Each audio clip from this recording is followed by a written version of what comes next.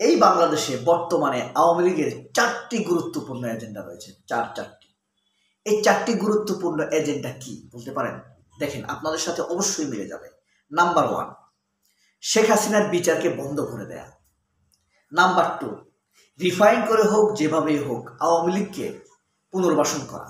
Number 3, এই পুনর্বাসিত আওয়ামী লীগকে নির্বাচনে অংশগ্রহণ করানো, প্রভাবিত করে।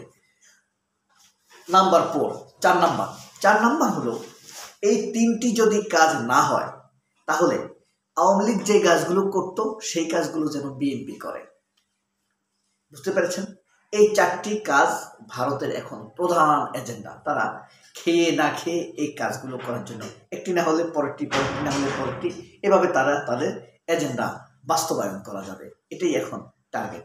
তো পিনাকি ভট্টাচার্য এ ব্যাপারে বজ্রপাত ছেড়েছেন। তারা কোন লাইনে কিভাবে এইসব কাজ করছেন সেই বিষয়গুলো তার সর্বশেষ লেটেস্ট ভিডিওতে, অর্থাৎ গত ফ্রাইডে ভিডিওতে তিনি এগুলা প্রকাশ করে দিয়েছেন, যা বিএনপির জন্য বিশেষ করে বজ্রপাতের মতো। আর মানুষ এটা দেখেছে, হুমড়ি খেয়ে পড়েছে। সচরাচর বিশেষ করে ফেব্রুয়ারি মার্চে পিনাকির ভিডিও যে পরিমাণ ভিউ হয়েছে, এটি হয়েছে তার কয়েক গুণ। যদিও এই ভিডিওটি যতই দেখবে মানুষ তত নিজেই উপকৃত হবে, আর এই সচেতনতা দেশের জন্য উপকার হবে, পরিবারের জন্য উপকার হবে। এই প্রথম ব্যাপারটা একটু বলি, তারপর পিছনের ব্যাপারগুলোতে যাব।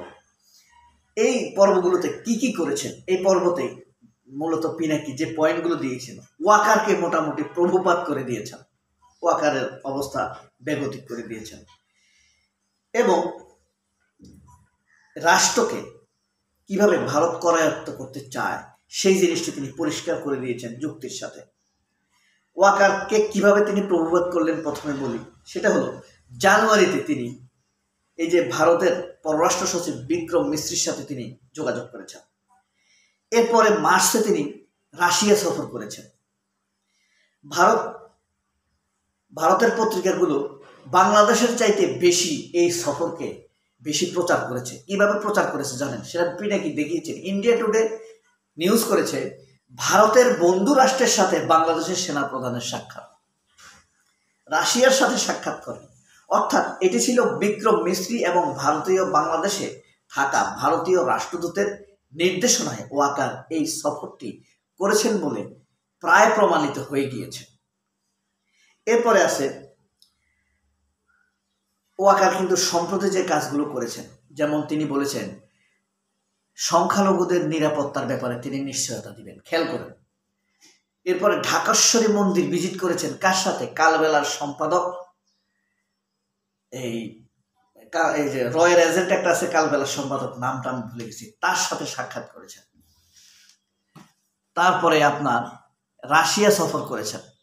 গোপনে ভারতের পররাষ্ট্র সচিব বিক্রম মিস্ত্রি আসার পরে কোনো এজেন্ডার বাইরে গিয়ে রাষ্ট্রের নির্দেশনা ছাড়া আমাদের প্রধান উপদেষ্টা ডক্টর মোহাম্মদ ইউনূসের কনসার্ন ব্যতীত বিক্রম মিস্ত্রির সাথে গোপনে সাক্ষাৎ করেছেন। এই বিষয়গুলো তার প্রতি সন্দেহ জাগিয়ে দেয়, আর তার প্রতি সন্দেহগুলো স্পষ্ট করে দেয় এই যে আওয়ামী লীগের 626 জন লোককে তিনি আশ্রয় দিয়েছেন, যারা খুনি, ধর্ষণকারী, হত্যাকারী, লুটপাটকারী, পলাতক, তাদেরকে আশ্রয় দিয়েছেন এবং বিদেশে চলে যেতে সহযোগিতা করেছেন।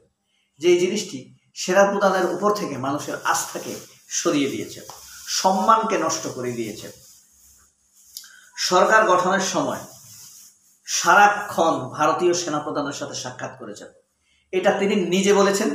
দ্বিতীয়ত বিএনপির করা এই যে জেনারেল আকবর, খালেদা জিয়ার নিরাপত্তা উপদেষ্টা, তিনিও নিজের মুখে বলেছিলেন। দুইটাতে প্রমাণিত হয়ে যায় তিনি ভারতীয় সেনাপ্রধানের সাথে যোগাযোগ করেছেন।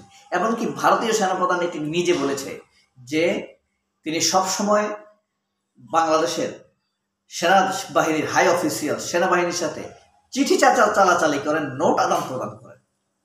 তাহলে সন্দেহ সত্যে প্রমাণিত হয়েছে। সন্দেহ বলা যাবে না, সেটা ছিল প্রেডিকশন মানুষের, সেটা হওয়ার স্বাভাবিকও ছিল। অস্বাভাবিকটা কি? দেশে খেয়ে দেশে পড়ে মানুষের প্রতি কমিটমেন্ট না রেখে ভারতের প্রতি আনুগত্য প্রদর্শন করা, দেশের মানুষকে হুমকি ধমকি দেওয়া, দেশের মনোনীত সম্মানিত প্রধান উপদেষ্টাকে অসম্মান করে কথা বলা, প্রটোকল ভঙ্গ করে তুচ্ছতাচ্ছিল্য করে কথা বলার চেষ্টা করা, এই ওয়াকার। ওয়াকারের পরিবারের সদস্য কারা? এদেশের মানুষ কি চিনবে না? চিনবে। তার মা বাপকে, তার ছেলে সন্তান কারা, তার স্ত্রী কারা, তাদেরকে চিনবে এদেশের মানুষ। এরপরে আপনার পিডিআর, আপনার আয়নাঘর প্রদর্শনে বাধা দিয়েছে এই ওয়াকার। স্পষ্ট না কথাটি? স্পষ্ট। তাহলে ওয়াকারকে আপনি বিশ্বাস করবেন? সুবিচারের পক্ষে সে কি বাধা না? সে বাধা। বিডিআর বিদ্রোহের তদন্ত কমিশন গঠনে ওয়াকার সবচাইতে বেশি বাধা দিয়েছে, এবং বিডিআর বিদ্রোহের ঘটনায় ওয়াকার যে সেখানে উপস্থিত ছিল এটি কিন্তু স্পষ্টভাবে প্রমাণিত হয়েছে। ছবি সহ দেখা গিয়েছে, ভিডিও দেখা গিয়েছে। ওয়াকারকে আপনি সন্দেহ করবেন না? ওয়াকারকে আপনি বিশ্বাস করবেন? তাহলে এই ঘটনাগুলোর পরে, এরপরে যে পালিয়ে যাওয়া চোরদের সহযোগিতা 126 জন, সেটা তো বললাম। এরপরে আপনার হাসনাত আব্দুল্লাহকে ম্যানেজ করার চেষ্টা করা, প্রেশার দেওয়া। আওয়ামী লীগ, ওই যে আওয়ামী লীগের 4টি কাজ, আওয়ামী লীগকে রিফাইন করে ভালো নেতৃত্ব দিয়ে যেন নিয়ে আসা হয়, মানে নির্বাচনে নিয়ে আসা হয়, তাহলে ইনক্লুসিভ হবে। তাহলে আওয়ামী লীগকে রিফাইন করা এবং আওয়ামী লীগকে নির্বাচনে নিয়ে আসা, দুটি বিষয় পাওয়া গেল। আর শেখ হাসিনার বিচারকে বাধাগ্রস্ত করার জন্য আয়নাঘর পরিদর্শনে বাধা দেওয়া, খুনিদেরকে পালিয়ে যেতে সহযোগিতা করা। 1 নম্বরটা হলো খুনিদেরকে পালিয়ে যেতে সহযোগিতা করা, আয়নাঘর পরিদর্শনে বাধা দেওয়া। এই জন্য শেখ হাসিনার বিচার ভণ্ডুল করার ক্ষেত্রে প্রধান পদক্ষেপ ওয়াকারের বা ওয়াকারের অপরাধী গ্রুপের। তারপরে তাজুল ইসলাম প্রধান উপদেষ্টাকে মারার জন্য যে বোম পেতে রেখেছিল আয়নাঘর পরিদর্শন দিন, শেখ হাসিনার বিচার বাধা দেওয়ার ক্ষেত্রে ভণ্ডুল করার জন্য বিচারকে, এটা প্রমাণ পাওয়া গেল। দ্বিতীয়ত, হাসনাতকে ম্যানেজ করার মাধ্যমে, ধমক দেওয়ার মাধ্যমে আওয়ামী লীগকে রিফাইন করে নিয়ে আসার, রাজনীতি করার সুযোগ তৈরি করে দেওয়ার জন্য ওয়াকারের চেষ্টা। তৃতীয়ত হলো আওয়ামী লীগকে নির্বাচনে অংশগ্রহণ করার জন্য হাসনাতকে বলেছে তাহলে নির্বাচন শুদ্ধ হবে, সুষ্ঠু হবে, ইনক্লুসিভ হবে। তাহলে বোঝা গেল 3টা। এখন এই 3টা কাজে লাগলো না। ধরেন আওয়ামী লীগ শেখ হাসিনার বিচারও ভণ্ডুল করতে পারছে না এখন পর্যন্ত, আওয়ামী লীগকে পুনর্বাসন করতে পারছে না এখন পর্যন্ত, নির্বাচনে আসার কোনো পথও তৈরি করতে পারছে না এখন পর্যন্ত। তৃতীয় পথ হলো, কোনোটাই ব্যর্থ হলে, সবগুলো ব্যর্থ হলে বিএনপির কিছু লোককে রিক্রুট করা, তারা যেন আওয়ামী লীগের মতো করে। ধরেন জামাতকে গালি দিবে, মৌলবাদী বলবে, যারা নামাজ পড়ে তাদেরকে ধর্মান্ধ বলবে, জঙ্গি বলবে, আওয়ামী লীগের হয়ে কাজ করবে। এদেরকে ইন্ধন, অর্থ দিবে কে? ওয়াকারের অপরাধী গ্রুপ, আওয়ামী লীগের খুনি লুটপাটকারী অপরাধী গ্রুপ। এই যে এই ব্যাপারগুলা একদম কার্যত স্পষ্ট, এই পদক্ষেপগুলো ওয়াকার নিয়েছেন।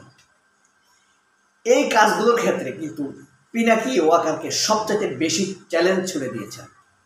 এই যে প্রধান উপদেষ্টাকে আঙ্গুল তুলে কথা বলা, জাতিকে ঐক্যের জন্য কথা বলা, বিডিআর বিদ্রোহে সেনাদেরকে বিডিআরই হত্যা করেছে, ব্যাস, আর কোনো কথা নয়, আর কোনো কথা নয়। মনে হয় যে প্রাইমারি স্কুলের মাস্টার ছাত্রদের সাথে কথা বলছে ধমকের সুরে। এইসব অসভ্যতামি, বেইমানি, তাকে একদিন না একদিন জবাব দিতেই হবে। এই ওয়াকারকে কে দাম দিত? 4 আনার দাম দিত কেউ? আমাদের দেশের টাকায়, আমাদের গরিব মানুষের, কৃষকের খেটে খাওয়া অর্থে তার বেতন হয়, তার স্ত্রীর শাড়ি কিনা হয়, জুতা কিনা হয়, প্রসাধনী কিনা হয়, তার বাচ্চাদের খাবার দাবার হয়। অথচ এই দেশের মানুষের প্রতি তার কৃতজ্ঞতা নেই। তার সকল কৃতজ্ঞতা বিক্রম মিস্ত্রিদের প্রতি, তার কৃতজ্ঞতা মোদীদের প্রতি, তার কৃতজ্ঞতা ভারতীয় ডিফেন্সের প্রতি, তার কৃতজ্ঞতা অজিত ধোভালের প্রতি। আমরা কি এটা ক্ষমা করব? প্রশ্নই আসে না। সবাই আল্লাহর রহমতে ভালো থাকবেন। আল্লাহ হাফেজ। আসসালামু আলাইকুম।